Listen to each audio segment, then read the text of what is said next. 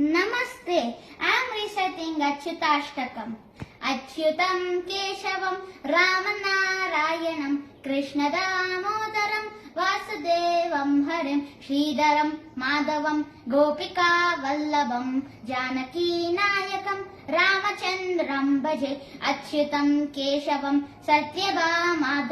Madhavam Sridharam Radhika Radhitam Indira Mandiram Chetasa Sundaram Devaki Nandanam Nandajam Sandadhe Vishnave Jishnave Shankine Chakrine Rukmini Ragine Janaki Janaye Vallavi Vallabha Yarchita Yatmane Kamsavid Vamshine Te Nama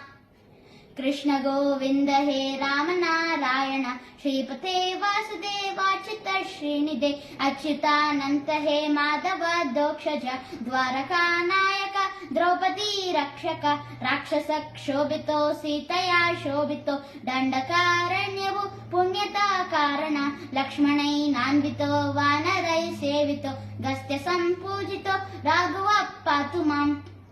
धेनुकारिष्टको निष्ठहृद्वेषिण केशिहा कंसहृद्वंशिका वादक पूतना कोपका सूरजा खेलनो बालगोपालका पातु मां सर्वदा